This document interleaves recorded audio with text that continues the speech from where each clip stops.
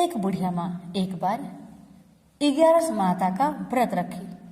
बड़ी ही भाव भक्ति से पूजा अर्चना की। उन्हें वृद्ध अवस्था में क्या बाधा थी, वो तो अपने पुत्र पौत्रों की सुख सुविधा के लिए व्रत रखने लगी। वे दिन भर तो जरा कठोर मन करके अपनी प्यास को रख रही। दिन में पूजा पाठ किया, कथा सुनी और पंडित जी को मिट्टी के पात्र में भरकर पानी और ऋतुफल दान दिया। दोनों भर भर कर बूरा वितरण किया। उन्हें गर्मी के कारण बहुत बेचैनी हो रही थी। इस कारण से बड़ी देर तक पानी में पड़ी रही और पानी की कुल्ला करती रही, मुंह धोती रही। तब कहीं थोड़ा बहुत धैर्य बंध पाया। धूप तो तेज पड़ रही थी, इस कारण बार बार मुंह सूख रहा था। बूढ़ी माँ बहुत बेचैन हो रही थी। एक बुढ़ापा और दूसरे ये भयंकर गर्मी। वृद्ध अवस्था की स्थिति तो कुछ दूसरे ही प्रकार की होती है। ऐसे तैसे रो धो के दिन कट पाया। अब पहाड़ सी रात सामने थी, उसका काटना बड़ा ही कठिन दिखाई दे रहा था। खटिया पर पड़े शांति नहीं मिल रही थी। वे बार बार करवट बदल रही थी। अनेक बार वो बाहर जाती और भीतर आती। उन्हें घर के अंदर शांति नहीं थी। वे पड़ी पड़ी एकादशी माता का स्मरण करती रही। वे कहती रही कि हे माता जी, आप मेरी लाज रखेगा, आप ही मुझे शक्ति दे दीजिएगा जिससे मैं भली भांति आपका व्रत कर सकूं और ये पहाड़ सी रात शांति पूर्वक व्यतीत हो सके। प्यास के कारण बूढ़ी माँ की बेचैनी तो बढ़ ही रही थी। उन्होंने धैर्य रखने का बहुत प्रयास किया, किंतु सहनशीलता की सीमा टूट गई और वे घबराकर एकदम चिल्ला पड़ी। बोली, बचाओ बचाओ बचाओ। अम्मा का चिल्लाना सुनकर परिवार भर के नर नारी, बच्चे और पड़ोसी एकत्रित होकर बूढ़ी अम्मा की खटिया के समीप पहुंच गए। सबने पूछा, अम्मा जी, आपको क्या हो गया? आप क्यों चिल्ला पड़ी हैं? आप इस वृद्धावस्था में ये कठिन व्रत क्यों कर रही हैं? अम्मा जी ने कहा, शक्ति से ही भक्ति होती है। थोड़ी ही देर में वे फिर से बोली कि अरे, हमारे प्राण तो ही निकल जा रहे हैं। मेरी छाती पर ठंडे पानी का घड़ा रख दीजिए। नातियों ने दादी की छाती पर ठंडे पानी का पात्र रख दिया।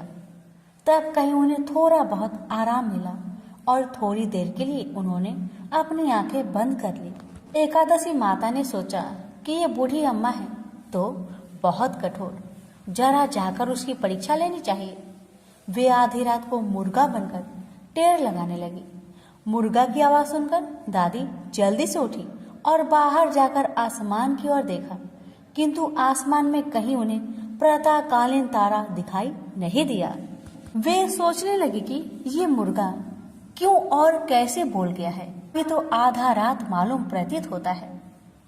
उन्हें प्यास तो बहुत लग ही रही थी। थोड़ा बहुत उनका मन भी विचलित होने लगा था, किंतु अंत में उन्होंने दृढ़ निश्चय किया कि मैं अब व्रत को पूर्ण करके ही छोड़ूंगी, चाहे कुछ भी हो जाए, मेरा प्राण ही क्यों ना निकल जाए। ये सोचकर फिर वे खटिया पर शिथिल होकर सो गई। थोड़ी ही देर में एकादशी माता ने उनकी फिर से परीक्षा लेनी चाहिए। एक छोटी सी बालिका एक गिलास में शरबत लेकर उनके सिरहाने खड़ी हो गई और जोर से बोली, दादी जी, सवेरा हो गया, हाथ मुंह धोकर शरबत पी लीजिएगा। पहले तो शरबत का गिलास देखकर उनका मन ललचाने लगा, किंतु अचानक व्रत का स्मरण हो आया और उन्होंने सोचा कि मैं किसी भी प्रकार से अभी शरबत नहीं पी सकती हूँ, और वे शांतिपूर्वक अपनी खटिया पर लेट गई। फिर थोड़ी देर में उन्हें ऐसा लगा कि जैसे किसी ने उन्हें पानी के कुएं में पटक दिया हो। वे बड़ी देर तक उस कुएं में हाथ पांव चलाती रही, किंतु उन्होंने अपने मुख में पानी की एक बूंद भी नहीं जाने दी और वे दृढ़तापूर्वक अपना व्रत पालन करती रही। थोड़ी ही देर में न जाने कहां से सामने आग जलने लगी, जिससे भारी गर्मी बढ़ने लगी। प्यास के कारण प्राण निकलने लगे, किंतु बूढ़ी अम्मा का कुछ भी नहीं बिगड़ पाया। वे जहां की तहां मुस्कुराती हुई बैठी रही। थोड़ी ही देर में बाहर प्रकाश दिखाई देने लगा। ऐसा लगा कि जैसे सवेरा हो आया। बूढ़ी अम्मा ने जब बाहर निकलकर देखा तो समझ गई कि अभी सवेरा होने में 3-4 घंटे की देरी है। यह जानकर वे शांति पूर्वक इधर उधर घूमने फिरने लगी। एकादशी माता ये बात अच्छी तरह से समझ गई कि ये बूढ़ी अम्मा किसी भी प्रकार से अपने व्रत से नहीं टल सकती। वे उनके सत्य व्रत को ही अच्छी तरह से समझ गई। सवेरा होते ही बूढ़ी माँ ने स्नान किया, भगवान का पूजा पाठ किया, एकादशी माता की कथा सुनी, ब्राह्मणों को दक्षिणा देकर भोजन करवाया। तब कहीं बूढ़ी अम्मा ने जल ग्रहण किया। कन्याओं को भोजन कराने के बाद अम्मा ने भोजन किया। तो श्रेष्ठ व्रत के प्रताप से बूढ़ी अम्मा की आयु में वृद्धि हो गई। उनका घर परिवार हरा भरा हो गया। घर में अब उनके कोई भी अभाव नहीं रहा। वे हर तरह के सुख साधनों से संपन्न हो गई। नाती नातिनों से उनका घर भर गया और वे उसी दिन से 12 महीने की एकादशी का व्रत करने लगी। एकादशी माता के व्रत के प्रताप से इस संसार में हर प्रकार के सुख भोग कर अंत में बैकुंठ धाम को चली गई। से बोलिए एकादशी माता की जय। प्रेम से बोलिए लक्ष्मी नारायण की जय। जय श्री कृष्ण, राधे राधे। प्यारे भक्तगणों, आज की वीडियो में आप सभी श्रवण करेंगे बड़ी ही दुर्लभ 11 माता की व्रत कथा। इनकी कथाओं को जो भी भक्त 11 के दिन श्रद्धा पूर्वक श्रवण करता है उसकी सभी मनोकामना 11 माता अवश्य पूर्ण करती है। तो आइए बड़े ही श्रद्धा से प्रसन्नचित मन से कथा को पूरा अवश्य सुनिएगा। हे 11 माता, मैं आपकी भक्तों को आपकी कथा सुनाने जा रही हूँ। अगर हमसे अनजाने में कुछ गलती हो उसे क्षमा करना और अपनी सभी भक्तों की मनोकामना को पूर्ण करना। कथा इस प्रकार है। एक बार एक राज्य में एक राजा रहते थे। राजा बहुत ही बुद्धिमान और बलशाली थे। राजा सदैव अपनी प्रजा का बहुत अच्छे से ध्यान रखते थे। प्रजा भी अपने राजा को बहुत पसंद करते थे। राजा की 2 बेटियां थी। राजा अपनी दोनों बेटियों से बहुत प्रेम करता था। राजा की छोटी बेटी देखने में बहुत सुंदर और आकर्षक थी और राजा की बड़ी बेटी छोटी बेटी के मुकाबले थोड़ा कम सुंदर थी। राजा की छोटी बेटी 11 माता का पूजन किया करती थी और सभी लोग राजा की छोटी बेटी से बहुत प्रेम करते थे और बहुत प्रशंसा करते थे। राजा भी अपनी छोटी बेटी को बड़ी बेटी से अधिक प्रेम करते थे, जिस कारण राजा की बड़ी बेटी अपनी छोटी बहन से बहुत नफरत करने लगी। राजा की दोनों बेटियां जब बड़ी हो गई, तब एक पड़ोस राज्य में रहने वाला राजकुमार राजा की बड़ी बेटी के लिए रिश्ता लेकर आया। लेकिन जैसे ही उस राजकुमार की नजर राजा की छोटी बेटी पर पड़ी तो वह राजकुमार राजा की छोटी बेटी पर आकर्षक हो गया और उससे पहले नजर में ही प्रेम कर बैठा। उस राजकुमार ने राजा की बड़ी बेटी के साथ विवाह करने से मना कर दिया और उसने राजा से कहा कि मैं आपकी छोटी बेटी से विवाह करना चाहता हूँ। जिसके बाद राजा की बड़ी बेटी यह देखकर अपनी छोटी बहन से बहुत क्रोधित हो गई और राजा की बड़ी बेटी ने अपनी छोटी बहन को अपना सबसे बड़ा दुश्मन मान लिया। राजा की बड़ी बेटी ने अपनी छोटी बहन से बदला लेने का निर्णय लिया, जिसके लिए उसने अपनी छोटी बहन को जान से मारने का प्लान बनाया। राजा की बड़ी बेटी ने अपनी छोटी बहन को मारने के लिए सबसे पहले एक लड्डू में जहर मिलाकर अपनी छोटी बहन को दे दिया और उसको लड्डू खाने के लिए कहा। लेकिन लड्डू खाने के बाद भी छोटी बहन को कुछ नहीं हुआ। बड़ी बहन यह देखकर बहुत आश्चर्य में पड़ गई, लेकिन बड़ी बहन ने हार नहीं मानी और उसने जब रात में छोटी बहन अपने कमरे में सो रही थी, तब एक मटके में सांप रखकर उसे कमरे में छोड़ दिया ताकि छोटी बहन को डस ले और उसका काम तमाम हो जाए।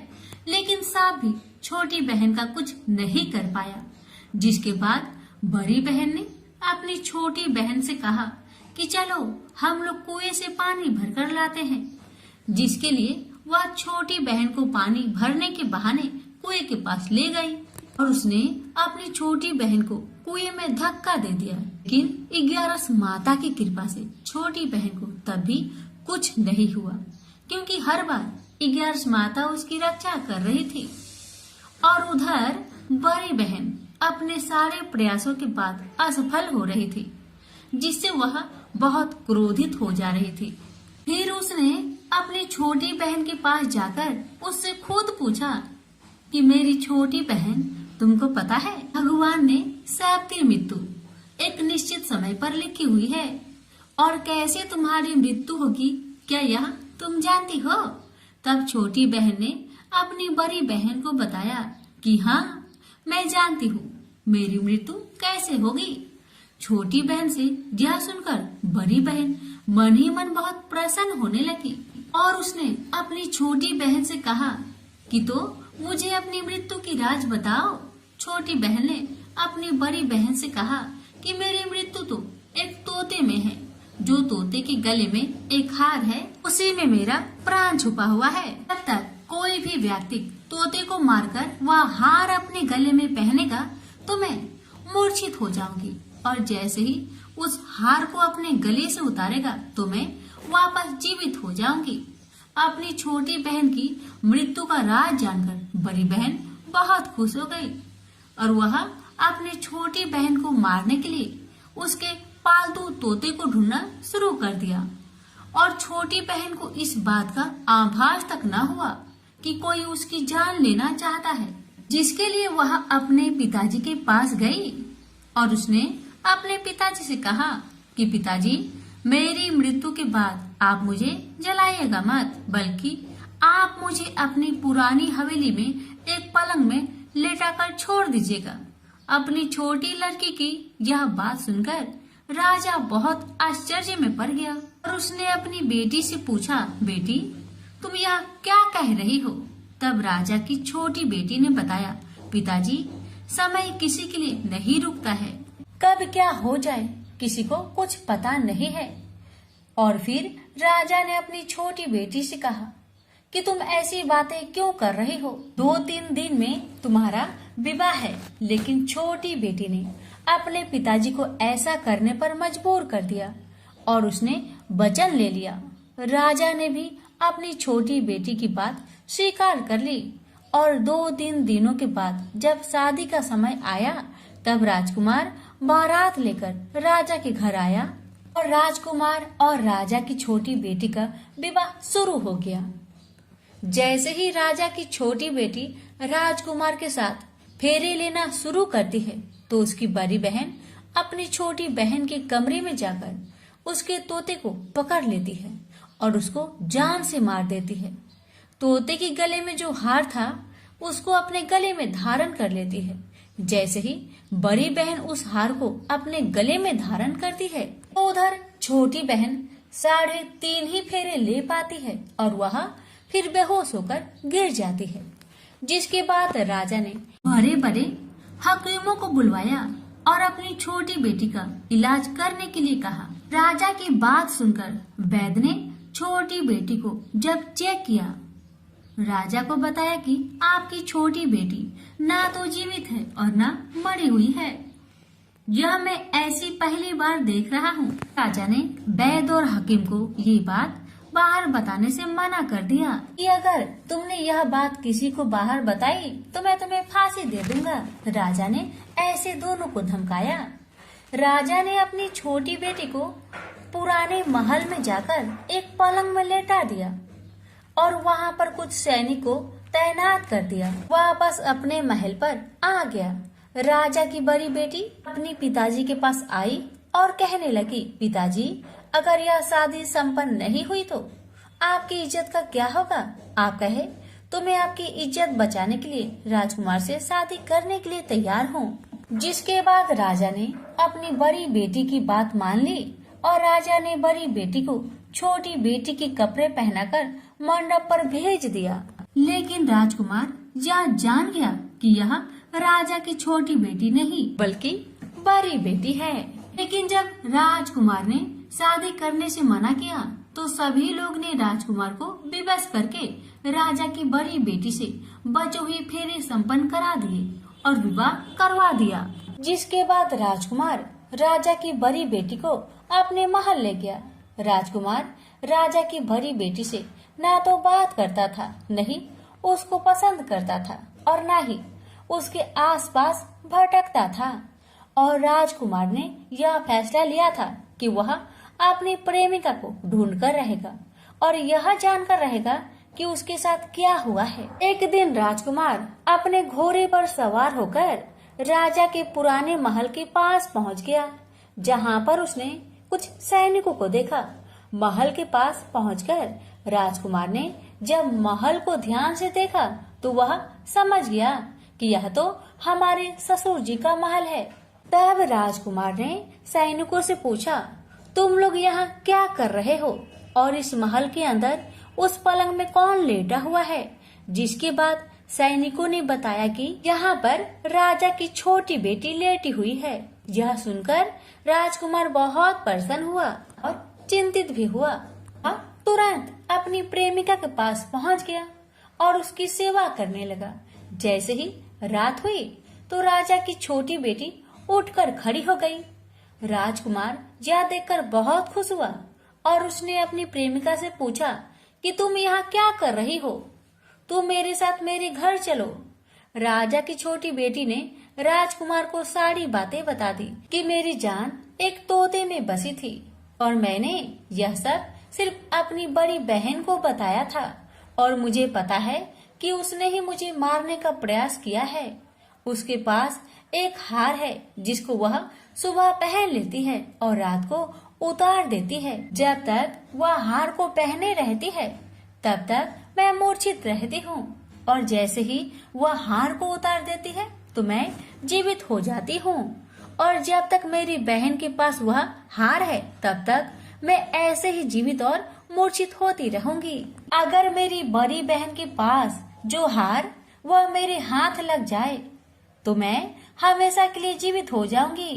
राजकुमार यह बात सुनकर राजा की छोटी बेटी के पास रहने का निर्णय ले लिया और उसने अपने बचे हुए सारे फेरे उस पलंग में लेटी राजकुमारी की छोटी बेटी के साथ ले लिए और अपना विवाह को पूर्ण कर लिया और वहीं पर रहने लगा। देखते ही देखते कुछ समय में राजा की छोटी बेटी और राजकुमार की पत्नी पेट से हो गई। एक दिन राजकुमार को किसी काम से बाहर जाना पड़ा। तब छोटी बहन के पेट में बहुत तेज दर्द होने लगा, जिसके बाद उसने 11 माता का ध्यान किया। जिसके बाद वहां पर 11 माता प्रकट हुई और उन्होंने अपने भक्तों के दर्द को दूर किया और एक पुत्र की प्राप्ति करवाई। और वहीं पर अचानक से राजकुमार भी आ गया। राजकुमार ने 11 माता को देखा तो वह आश्चर्य हो गया और उसने तुरंत माता को प्रणाम किया और 11 माता ने राजकुमार से कहा, जब तुम्हारा बेटा 5 वर्ष का हो जाए तो तुम अपनी पत्नी के हार आकर इसके गले में डाल देना। और देखते देखते राजकुमार और राजा की छोटी बेटी का पुत्र 5 वर्ष का हो जाता है। तो राजकुमार अपने बेटे से कहता है कि बेटा, मैं कुछ काम से बाहर जा रहा हूँ, तुम अपनी माता का ध्यान रखना। और वह वहाँ से चला जाता है। राजकुमार को बाहर निकलता देख बड़ी बहन के सैनिक देख लेते हैं और वह बड़ी बहन को जाकर सारी बातें बता देते हैं। जिसके बाद बड़ी बहन अपनी छोटी बहन के पुत्र को वहाँ से उठवा लेती है और उसको मरवा देती है। छोटी बेटी के पुत्र के 2 टुकड़े करवा देती है। पहला टुकड़ा चक्की के पास छुपा देती है और दूसरा टुकड़ा अपने पलंग के नीचे रख देती है। 11 माता बड़ी बहन की सारी करतूत अपनी आंखों से देख रही थी। उनसे रहा नहीं गया। वह एक भिखारी का रूप लेकर बड़ी बहन के पास चली आती है। जिसके बाद वहाँ पर भिक्षा मांगने लगती है। बड़ी बहन अपने नौकरों से कहती है कि जाकर भिक्षा दे दो। लेकिन जैसे ही नौकर 11 माता को भिक्षा देने के लिए आते हैं तो माता उन्हें मना कर देती है और कहती है कि मैं तुम्हारे महारानी से ही भिक्षा लूंगी, जाओ जाकर कह दो। इसके बाद बड़ी बहन स्वयं ही भिक्षा देने के लिए माता के पास आती है। तब माता एक बिल्ली का रूप लेकर उसके कमरे में चली जाती है और वहाँ पर छोटी बेटे के पुत्र के टुकड़े को जोड़ देती है और उसे जीवित कर देती है। उसे वहाँ से ले जाती है। राजकुमार अपने बेटे को लेकर अपनी पत्नी के पास जाता है और उसे कहता है कि तुम इसका ध्यान रखना। अगर तुम इस बच्चे का अच्छे से ध्यान रखोगी तो मैं तुमसे बात करूंगा। एक दिन राजकुमार बच्चे से कहता है कि तुम मम्मी से उनके गले का हार मांग लो। जिसके बाद राजकुमार का लड़का अपनी मम्मी के पास जाता है और कहता है कि मम्मी, मुझे तुम्हारा हार चाहिए जो तुमने गले में पहन रखा है। यह सुनकर पहले तो बड़ी बहन बहुत क्रोधित होती है, पर उसको यह याद आता है कि राजकुमार ने कहा था कि अगर मैं इस बच्चे का ध्यान रखूं तो वह मुझसे बात करेंगे। इसके कारण वह हार को उस बच्चे को दे देती है और वह तुरंत हार ले जाकर अपने पिताजी को दे देता है।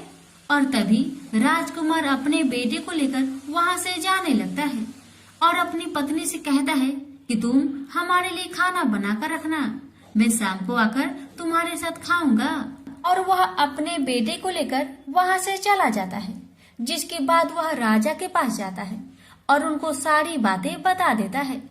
राजा अपनी बड़ी बेटी की यह करतूत सुनकर बहुत क्रोधित होते हैं और अपनी परवरिश पर ही दोष देने लगते हैं और राजकुमार को अपनी छोटी बेटी के साथ रहने के लिए आदेश देते हैं। 11 माता की कृपा से राजा की छोटी बेटी राजकुमार के साथ सुखी जीवन व्यतीत करने लगी और हर 11 को 11 माता का व्रत करने लगे। प्रेम से बोलिए 11 माता की जय। राधा रानी और तुलसी कथा। एक बार राधा जी सखी से बोली, सखी, तुम श्री कृष्ण की प्रसन्नता के लिए किसी देवता की ऐसी पूजा बताओ जो परम सौभाग्यवर्धक हो। तब समस्त सखियों में श्रेष्ठ चंद्रनना ने अपने हृदय में एक क्षण तक कुछ विचार किया। फिर बोली, राधे, परम सौभाग्यदायक और श्री कृष्ण की भी प्राप्ति के लिए वरदायक व्रत तुलसी की सेवा, तुम्हें तुलसी का ही नियम लेना चाहिए, क्योंकि तुलसी का यदि स्पर्श अथवा ध्यान नाम संकीर्तन आरोपण सिंचन किया जाए तो महान पुण्यप्रद होता है। हे राधे, जो प्रतिदिन तुलसी की भक्ति करते हैं वे कोटि सहस्त्र युगों तक अपने उस सुकृत्य का उत्तम फल भोगते हैं। मनुष्य की लगाई हुई तुलसी जब तक शाखा पर शाखा, बीज, पुष्प और सुंदर दलों के साथ पृथ्वी पर बढ़ती रहती है, तब तक उनके वंश में जो जो जन्म लेता है वे सभी हो 1000 कल्पों तक श्री हरि के धाम में निवास करते हैं। जो तुलसी मंजरी सिर पर रखकर प्राण त्याग करता है वह सैकड़ों पापों से युक्त क्यों न हो, यमराज उनकी ओर देख भी नहीं सकते।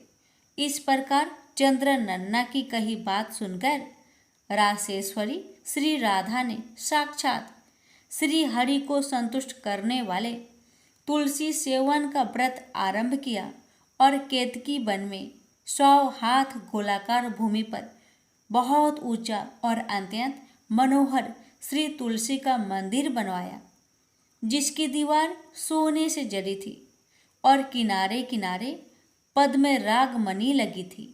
वह सुंदर सुंदर पन्ने हीरे और मोतियों के परकोटे से अत्यंत सुशोभित था। उसके चारों ओर परिक्रमा के लिए गली बनाई गई थी, जिसकी भूमि चिंतामणि से मंडित थी। ऐसे सुंदर मंदिर के मध्य भाग में हरे पल्लवों से सुशोभित तुलसी की स्थापना करके श्री राधा ने अभिजित मुहूर्त में उनकी सेवा प्रारंभ की।